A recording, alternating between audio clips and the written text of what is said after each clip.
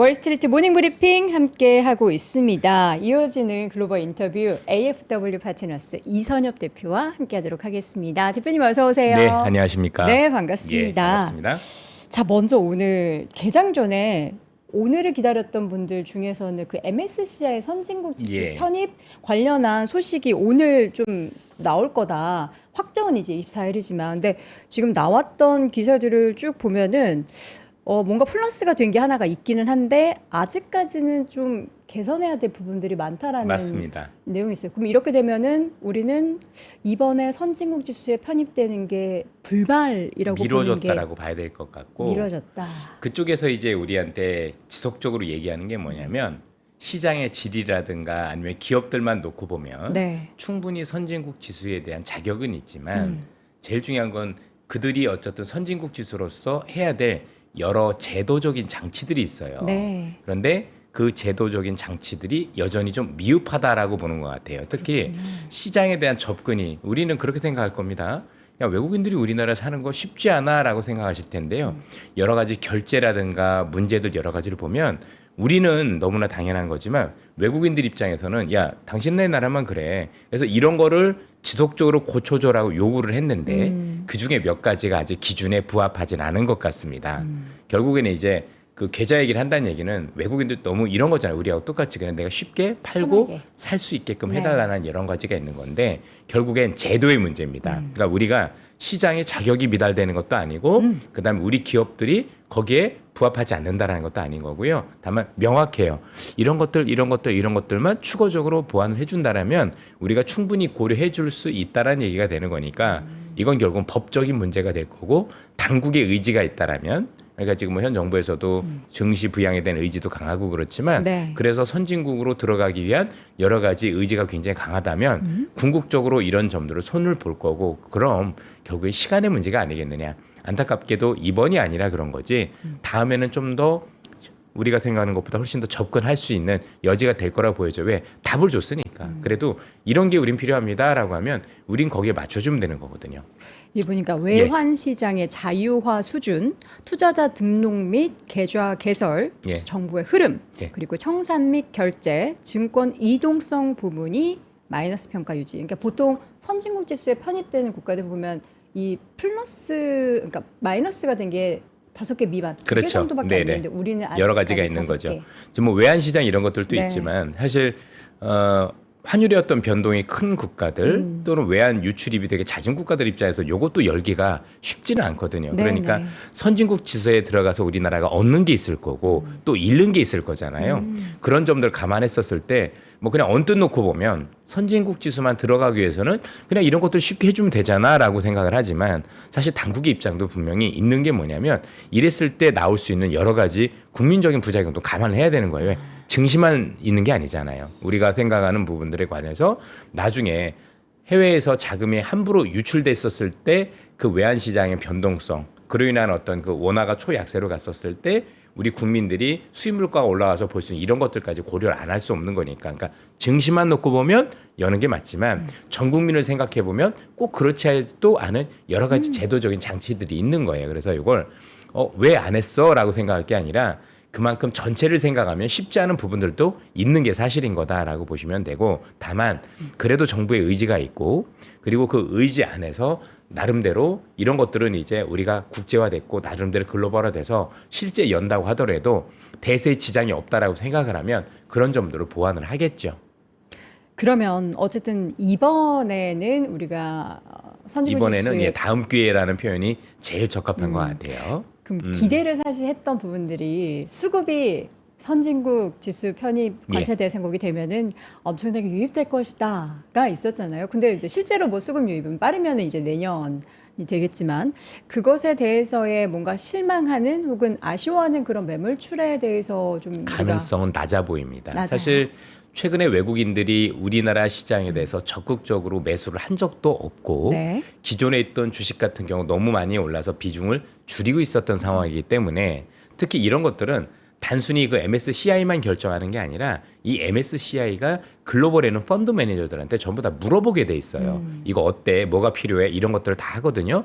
근데 그 친구들은 이런 것과 관련해서 이게 좀 부족하고 이건 좀 부족해서 이번에는 나는 아니야라고 얘기를 했을 거 아니에요. 네. 그럼 그 친구들은 미리 다 알고 있었다는 얘기예요. 그러면 그런 거 알고 있는 친구들이 그걸 알면서 선진국 지수에 들어갈 거라고 해서 미리 들어왔을 거냐? 아니다라는 얘기인 거죠. 그런 측면에서 놓고 보면 사실 이로 인한 실망은 없다라고 보시는 게 맞는 거고, 다만 되었으면 좋았겠죠. 되었으면 더 많은 자금들이 더 많은 업종에, 우리나라가 선진국 지수에 들어가서 제일 좋을 수 있는 건 뭐냐면 글로벌에서 없는 업종들이 되게 많아요. 예를 들어서 글로벌에는 이런 업종들이 이렇게 있을 때 한국처럼 대부분의 업종들이 골고루 있는 경우가 되게 드물어요. 예컨대 뭐 조선도 마찬가지고, 조선도 일부 있을 수 있지만 종목들이 별로 없는 거죠. 네네. 그런데 우리나라 조선이 세계 1, 2위잖아요. 네. 중국 빼놓고는 거의 우리하고 쌍벽일 건데, 이런 어떤 업종들 같은 경우 되게 수혜를 많이 받을 수 있을 가능성도 높기 때문에 네. 어떻게 보면 우리 입장에서는 한 단계 뭔가 지수가 크게 레벨업되고, 또 하나 시장의 안정성도 높아지고, 아무래도 우리의 느낌도 우리가 선진국이냐 신흥국이냐 느낌만 보더라도 신흥국은 좀 더 변동성이 큰다거나 좀 더 위험에 대한 부분들을 가중을 줄 텐데, 선진국은 그런 것들이 줄어들지 않습니까?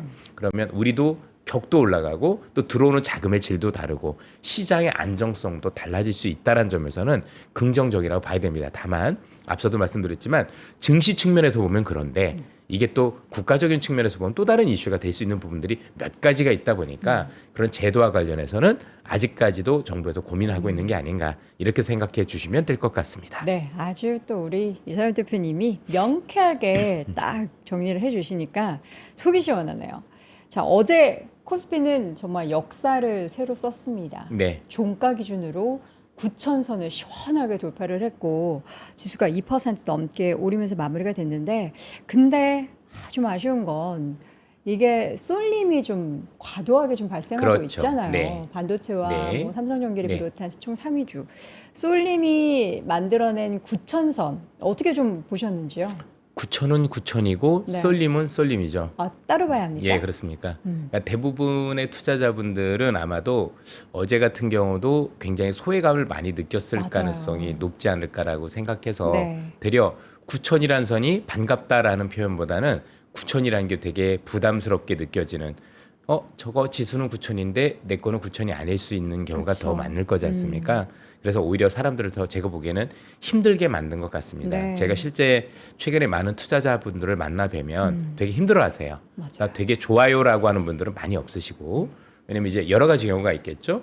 뭐 예를 들어서 지금 있는 주도 기업을 가지고 있다가 미리 파신 분들도 있을 거예요. 그쵸. 여러 가지 조정으로 인해서 좀 줄였다 다시 살라고 했는데 한 번도 기회를 안 주고, 그리고 다른 걸 했더니 다른 것들은 더 빠지고 네. 오히려 이게 올라와서, 그래서 멘탈이 되게 붕괴되신 분들도 많이 봤고요.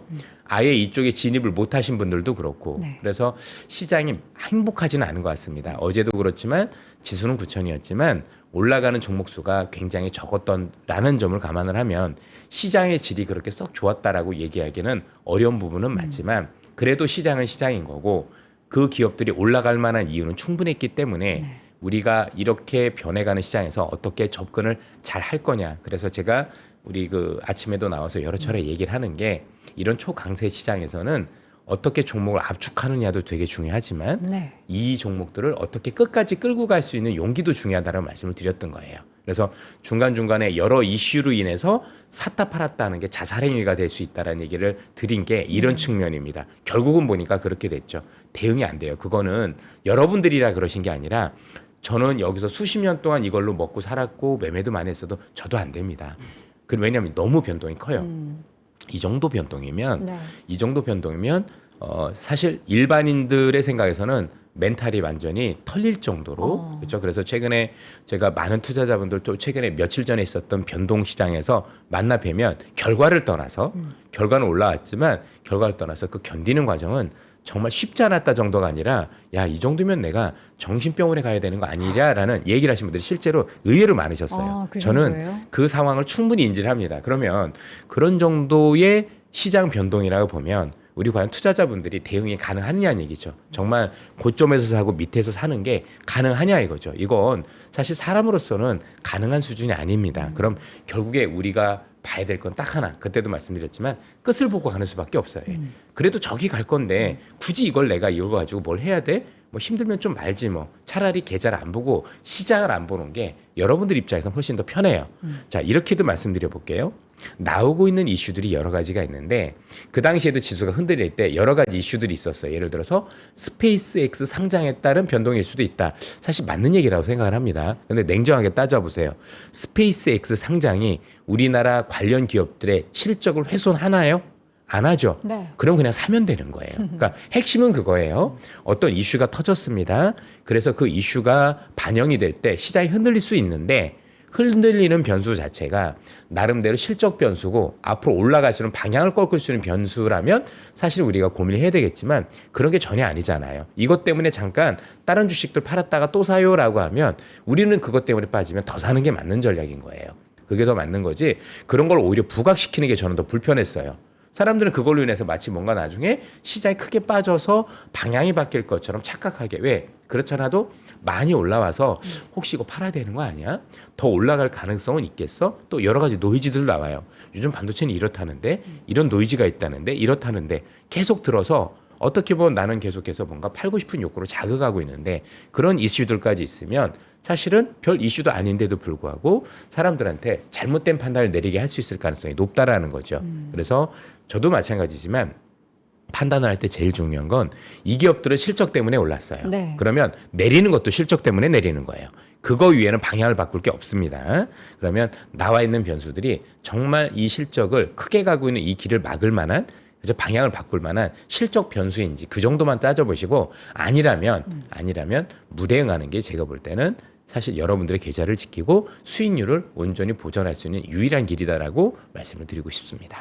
9,000P의 달성에 대해서 시장의 질이 그렇게 썩 좋지는 않지만 그렇다고 해서 이제 반도체나 뭐 관련한 네. 종목들에 있어서의 상승이 또 그게 틀린 상승은 아니다. 틀린 상승이라뇨. 네. 실적에 따라서 오르고 그쵸. 있는 거고 여전히 실적이 계속 좋아지고 있어요. 다만 아쉬운 건 뭐냐면 실제 우리 시장에서 그들 기업만 실적이 좋아지는 건 아니거든요. 그렇죠. 제가 볼 때도 지금 하락하고 있는 종목들 중에서도 꽤 많은 기업들이 실적이 호전되고 있는데 우리나라 시장이 다른 나라 시장에 비해서 유독 이렇게 특정 기업만 올라가는 건 ETF 영향도 배제할 수가 없는 겁니다. ETF 예. 중에서도 예, 여기 이게 특히 광고를 하고 있지만 레버리지 맞습니다. ETF 영향. 왜냐하면 이런 게 있는 거죠. 이전의 강세장은 모든 우리나라의 강세장은 대부분 개인이 주도를 하셨습니다. 네. 개인이 주도를 했는데 다른 게 뭐냐면 1999년 닷컴 버블 때는 개인 주도가 뮤추얼 펀드라고 그래서 그때 처음으로 펀드라는 개념이 도입이 됐어요. 그래서 뮤추얼 펀드 그때 바이코리아 펀드라고 있었는데 네. 거기에 자금이 유입됐었고 2000년대 중후반에는 적립식 펀드 이런 것들이 유행을 했었어요. 쉽게 얘기하면 강세장은 맞지만 개인 투자자분들이 간접 투자를 통해서 네. 즉 펀드를 통해서 투자를 했기 때문에 시장에 대한 운용권은 누가 쥐죠? 펀드 매니저들이 쥐고 있었단 말이에요. 네. 그러다 보니까 시장의 변동성이 있더라도 이 정도는 아니었는데 지금은 대부분의 투자자분들이 사실은 ETF를 활용하는데 이 ETF는 운용 주체가 누구예요? 개인들이세요. 그러다 보니 이 개인들의 습성은 좋은 것도 있지만 너무 쏠림이 강해져요. 올라갈 때도 쏠림이 강해지고 내려갈 때도 쏠림이 강해지고 특히 투자 심리에는 안타깝지만 취약한 모습들을 많이 보이고 있다라고 봐야 됩니다. 그래서 전부 다 변동도 굉장히 커졌는데 네. 여기에 최근에 특정 기업의 레버리지 상품들이 나왔죠. 이 상품들이 나왔는데 요건 저는 조금 되게 아쉬웠던 게 뭐냐면 다른 국가들과는 다르게 한국이라는 국가는 이 특정 기업 두 개가 시가총액의 50%를 넘고 이것 때문에 오르는 스퀘어라든가 몇 가지 하면 60, 70%까지 돼요. 그럼 그냥 이 기업 서너 개가 우리나라 증시인 거예요. 그러면 이 기업들의 변동이 이미 큰 걸 봤잖아요. 네. 근데 거기다 레버리지까지 가미를 했었으면 그 변동은 더 커지겠죠. 그쵸. 그냥 객관적으로 놓고 보면 특정 기업 서너 개의 변동일 뿐인 건데 우리는 그게 지수로 그냥 온전히 다 그게 이어지는 정도가 아니라 이게 지수다 보니까 더 투자자분들은 피로감을 느낄 수밖에 없을 거고 나중에 지금 좋을 때니까 괜찮죠. 나중에 이게 내려갈 때는 우리한테 줄 피해가 얼마나 큰 건지에 대한 고민을 해봐야 돼요. 그래서 저는 무분별하게 ETF를 자꾸 남발해 줄 게 아니라 이런 시장의 정교함을 가지고 우리 투자자분들이 조금 더 안정적으로 투자할 수 있는 제도적인 장치를 마련해 줘야 돼요. 왜냐하면 지금 시장에서 자꾸 원하는 게 뭐냐면 앞으로 이제 주식이라는 건 증권이라는 건 이제 우리가 새로운 투자 수단으로서 뭐 우리가 예금도 있고 부동산도 있지만 이렇게 하자라는 거지 않습니까? 그러니까 생산적 금융이라고 하죠. 부동산 같은 비생산적인 곳에서 생산적인 곳으로 돈이 이동하게 해야 되는데 이렇게 변동이 오면 일시적으로 오지 않아요. 저 같아도 이렇게 지속된다라면 여기서 뭔가를 하고 싶겠습니까? 쉽지 않죠. 차라리 미국 가고 싶을 거고 이러지 않을까요? 그래도 국내 시장에서 우리 투자자분들이 안착을 하고 장기적으로 내가 장기 투자를 하려고 하고 이렇게 해주려면 이런 변동성을 축소할 필요가 있어요. 그렇죠? 올라가고 내려가는 방향은 어쩔 수 없죠. 그건 정부가 할 수 있는 건 아니지만 나름대로는 이런 게 지금 활성화됐다라고 해서 무조건 다 해야 된다 이렇게 하시면 안 되고요. 나름대로 변동을 줄일 수 있는 방안들도 강구를 해줘야 돼요. 지금 미국 경우 보세요. 미국은 뭐 당연히 거기도 반도체가 급등했지만 지수는 1%잖아요. 네. 그러면 큰 문제가 없는데 우리는 아닌 거죠. 그러니까 제도를 만들 때 시장의 특성을 반드시 고려해 준다고. 한국은 특이하게도 반도체 비중이 너무 높기 때문에 이 높은 업종의 특성을 감안해서 시장의 변동성을 축소할 수 있는 쪽으로 제도적 보완이 이루어져야 우리 투자자분들이 그래도 내가 마음 편하게 투자도 하고 일상을 즐길 수가 있는데 만약에 이렇게 되면 사실은 우리가 투자라는 건 생업이 있으면서 하는 일부일 뿐인 건데 오히려 일부가 더 주가 돼서 생업도 못하게 되고 이렇게 됩니다. 그러면 전부 다 국가적으로도 소탐대실이 되는 거예요. 지금 이제 어제 시장뿐만 아니라 최근에 삼성전자, 하이닉스 등의 종목들이 시총 1위, 우리나라의 시가총액 전체 비중의 50% 이상을 차지하는 기업들의 주가가 하루 변동성이 굉장히 커요.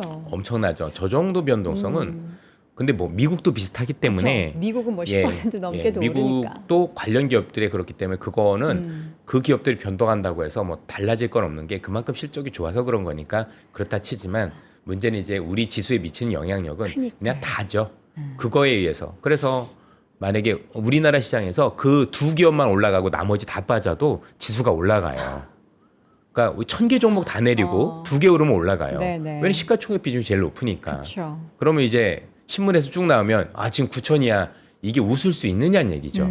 그래도 우리 투자자분들께 느끼는 건 지수가 9천이면 내가 거기엔 다 따라가지 못해도 일정 수준 나도 거기에 나름대로 혜택을 봤어. 아니면 우리가 이렇게 성장하고 있다는 걸 피부로 느껴야 될 거 아닙니까? 근데 그런 것들이 제가 앞서도 말씀드렸지만 여러 가지 이런 수급적인 제도 때문에 올라가야 될 기업들이 못 올라가는 경우도 너무 많다라는 얘기인 거죠. 그래서 이런 것들에 대해서 어떻게 제도적으로 보완할 방법들이 없는지 지금은 그래도 한 번은 고민이 필요한 시점이라고 생각을 합니다. 이대로 가면 제가 볼 때 순기능 것보다는 오히려 부정적인 기능이 더 많아질 수도 있다고 생각을 합니다. SK하이닉스의 최근의 주가가 여러 가지 모멘텀이 확 받았어요. 지금 뭐 테슬라 일론 머스크도 만난다라는 얘기까지 있고 ADR 얘기도 있으면서 주가가 최근에 단기적으로 퍼포먼스가 놀라운데 이러다 이제 SK하이닉스의 시총이 1위로 되면서 1위와 2위가 뒤바뀌는 거 아니야? 더해서 이거 뒤바뀌게 되면 이거 조금 위험하다던데 하는 얘기들이 심심치 않게 들리거든요. 대표님 어떻게 보고 계실까요? 글쎄요. 일본에서도 이미 비슷한 일이 일어났죠. 키옥시아와 토요타. 이게 여러분들 우리나라만의 문제는 아니고 일본도 예전에는 소프트뱅크라든가 아니면 토요타 아니면 일본 은행 이런 기업들이 시가총액 1, 2위였었는데 최근에는 2년 전에 망한다고 했었던 키옥시아가 시가총액 1위로 올라왔습니다. 그걸 뒤집어 얘기하면 그만큼 글로벌 시장의 반도체는 우리나라뿐만이 아니라 글로벌적으로 다 대단하다. 근데 우리는 삼성전자도 반도체고 물론 이제 종합 전자 회사라고 볼 수 있겠지만 SK하이닉스도 반도체잖아요. 두 반도체 기업의 시총이 뒤바뀌는 건 조금 얘기가 그건 왜냐하면 한 기업은 오로지 메모리고 다른 기업은 메모리도 있고 아직 돈을 못 버는 비메모리도 있고 그다음에 DX 부분이라서 가전도 있고 그러면 지금 시장은 사실 온리 메모리 중심으로 움직이는 시장이거든요. 그러니까 메모리가 더 많은 쪽이 유리한 시장이라고 놓고 보면 그걸 반영했다라 보는 게 맞겠죠. 물론 이제 뒤집힐 거냐 아닐 거냐는 뭐 사실 두고 봐야 되겠지만 어쨌든 뭐 반도체 기업끼리 왔다 갔다 하는 거니까 좋은 경쟁이 돼서 그 경쟁이 우리 국민한테도 기여하면 좋죠 뭐.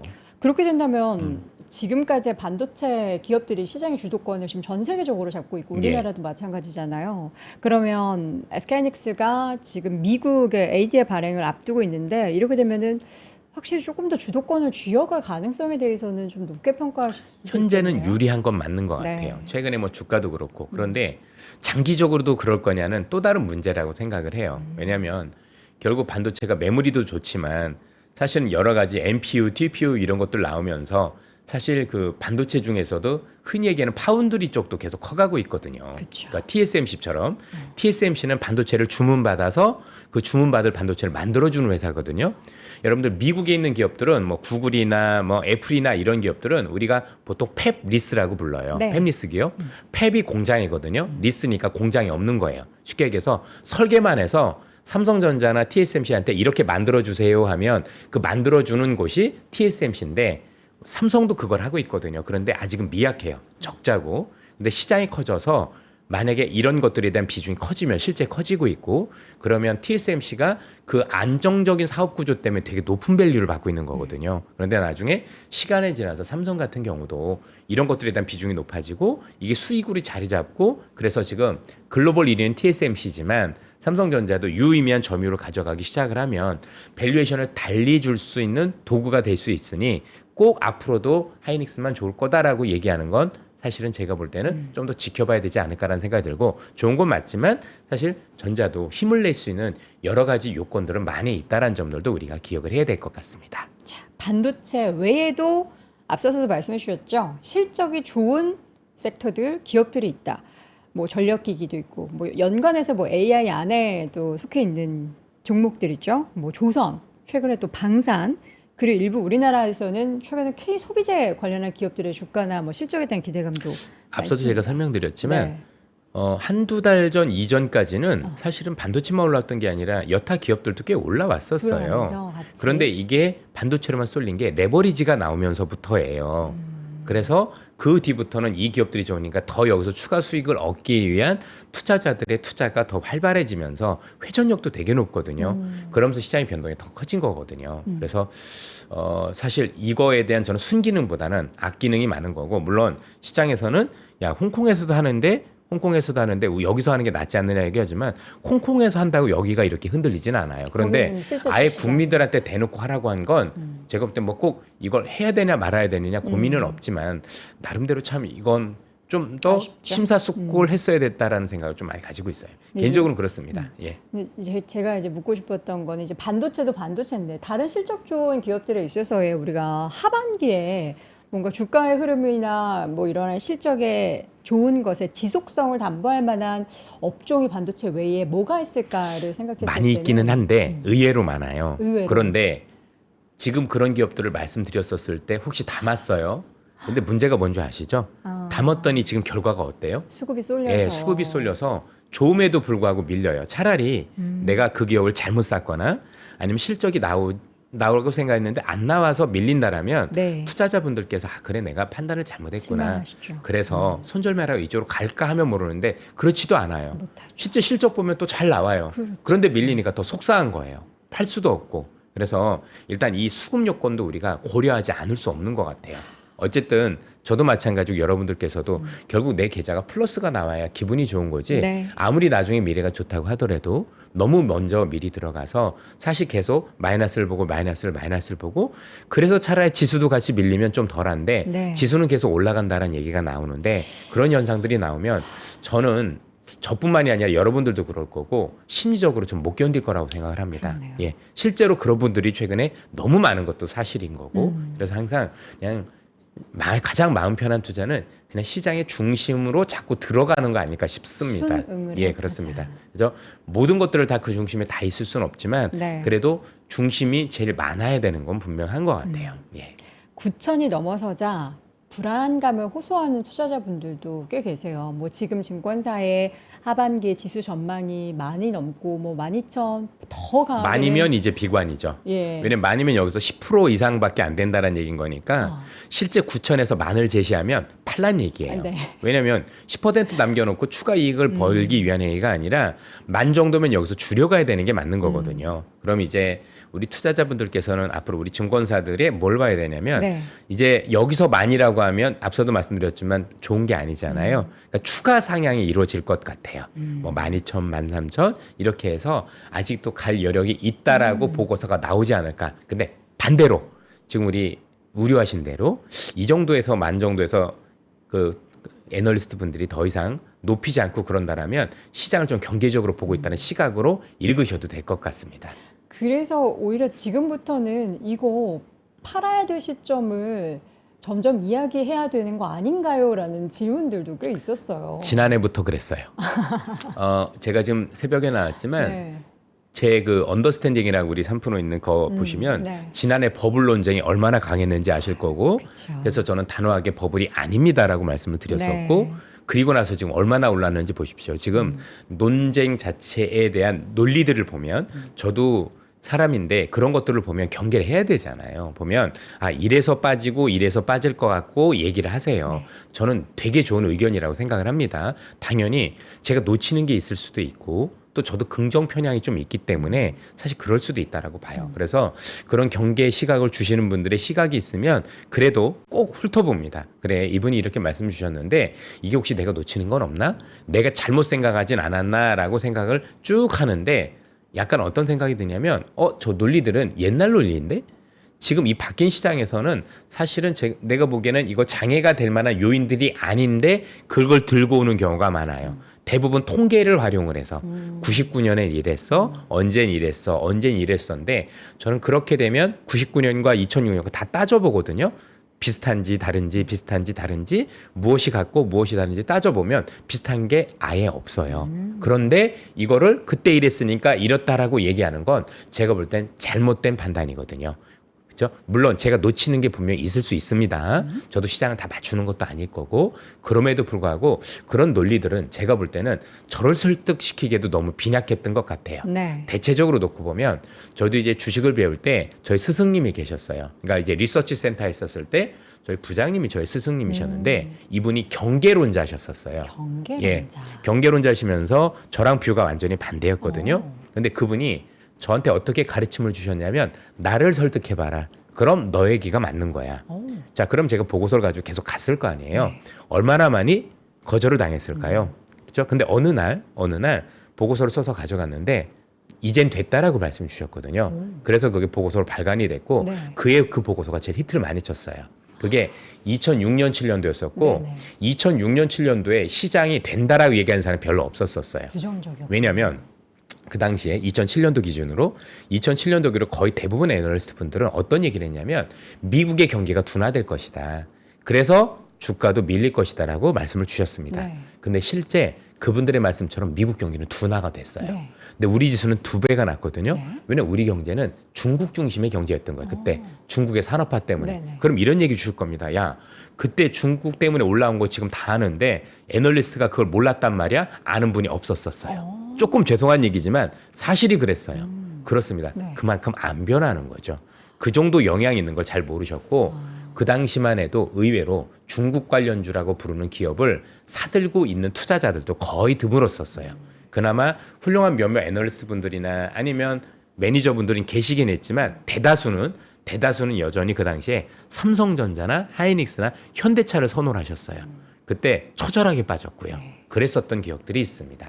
어쨌든 저도 그래서 지금 말씀드린 것처럼 경계론자분들이 주시면 반드시 스킵하지 않고 이런 생각을 왜 하시나 고민하고 저 말고도 여러분들께서도 혹시 좀 시장을 좀 저하고 다른 시각으로 보시는 분들이 있으면 꼭 들어보셔서 혹시 이분들의 얘기는 타당한지 같이 점검을 해가면서 혹시 모르는 거잖아요. 놓치는 게 있을 수도 있는 거니까 그러면서 보시는 것도 중요해 보입니다.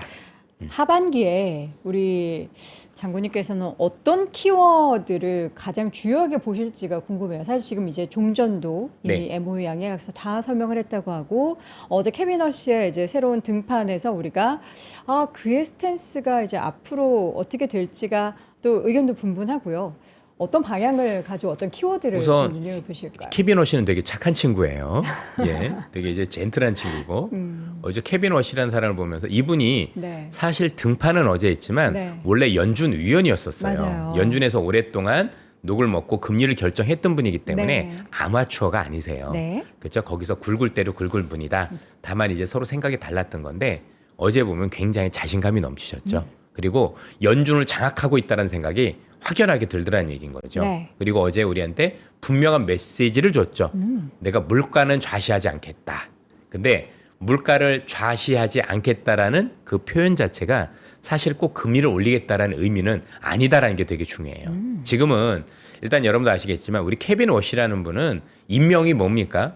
우리가 알고 트럼프가 이 사람을 새로운 연준 의장으로 낙점을 했었을 때는 그쵸. 당신이 가서 금리를 내려주세요 하고 보낸 거잖아요. 네. 근데 이분이 매로 변해서 무슨 소리야 저는 금리 올릴 겁니다 할 수가 없죠. 그러니까 어떻게 보면 케빈 워시는 되게 숨겨져 있는 속셈들이 되게 많아요. 사실은 어제같이 그렇게 강한 방향으로 얘기를 하면 네. 되려 금리 인상을 뒤로 미루거나 안 할 수도 있는 여건이 생겨요. 왜? 미리 시장한테 겁을 주는 거죠. 네. 연준이 이렇게 시장에 적극적으로 잘 대응하고 있고 물가를 좌시하지 않을 거고 물가가 있었을 땐 내가 더 강하게 나갈 수 있다라는 표현을 주면 투자자들은 또 사람들 어떻게 느낄까요? 연준이 제대로인데 물가를 잡을 수도 있겠는데 라고 하면 지금까지 올랐던 기대 인플레이션을 차단할 수 있어요. 그렇죠. 어제 워시의 얘기도 그랬지만 지금 시장에서 제일 무서운 건 지금 올라온 유가로 인해서 이 물가가 일시적이지 않고 서비스업이나 다른 방향으로 번져가서 고착화될까봐 우려하는 거잖아요. 그걸 우리는 기대 인플레이션이라고 하는 거죠. 물가가 많이 올랐고 이 오른 게 유가 때문인데 이게 일시적이 아니라 다른 분야까지 다 번질 수 있다란 우려가 문제인 건데 이 우려를 효과적으로 차단을 해야 왜? 이미 보면 유가는 내렸죠.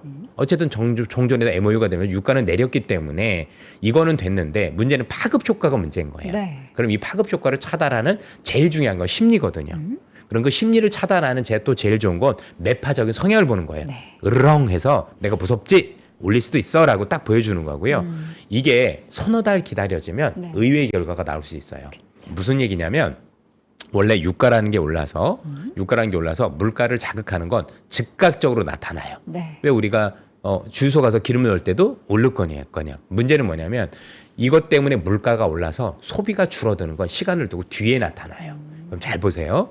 지금 당장은 우리가 금리가 올릴 것 같죠. 네. 올해 2번 올린다고 할 것 같죠. 9월에 가서 다시 한번 판단해 보세요. 9월에 가서는 어떤 일이 일어날 거냐면 7, 8월에 네. 이것 때문에 오른 물가 때문에 사람들이 정말 소비를 이전만큼 할 수 있을 것이냐라는 지표가 나오겠죠. 또는 고용 지표도 그런 게 지금 고용이 좋은 건 월드컵이란 일시적 효과가 되게 많아요. 네. 그러면 나중에 월드컵이 끝나고 나서는 이제는 제대로 된 민낯이 드러나겠죠. 그럼 그때 그 당시에 고용 지표를 보고 그 당시에 경기 상황을 보고 그때도 금리를 올리자고 얘기할 수 있을 거냐? 아닐 가능성이 높다라고 워시는 판단하고 있는 거예요. 정확하게 지금 시간을 벌고 있는 거예요. 그래서 일단은 진짜 무슨 일이 생길 수도 있는 거니까 왜 워시 마음속에서 제일 힘든 건 유가가 아니라 트럼프예요. 저 아저씨 지금 잘하고 있는데 저러다 또 뒤집어 엎을 수도 있으니까. 그래서 일단은 강하게 나오는 것처럼 해서 네. 우리 사람들의 심리를 일단 다독여주고 거기서 시간을 번 상황에서 지금 금리 인상 확률이 9월이 높으니까 네. 그렇게 보시면 되겠습니다. 알겠습니다. 더 시간이 길었으면 좋겠죠, 여러분. 그러나 보내드려야 됩니다. 또 매일매일 또 저 자주 우리 이선엽 대표님을 보고 싶으신 분들은 이선엽의 이기는 투자사령부를 통해서 자주 또 만나보면 좋을 것 같습니다. 자, 바쁘신 와중에도 늘 금요일마다 이 자리 지켜주시는 AFW 파트너스 이선엽 대표님 보내드리도록 하겠습니다. 말씀 고맙습니다. 예, 감사합니다. 자, 와, 6만 분이 넘는 분이 3프로TV 지금 월스트리트 모닝브리핑 함께 하시는 거잖아요. 혹시 구독 버튼 안 누르신 분 계시면은 안 눌려져 있을 수도 있어요. 그냥 자동으로 뜨니까 구독 버튼 한 번씩 눌러주시고요.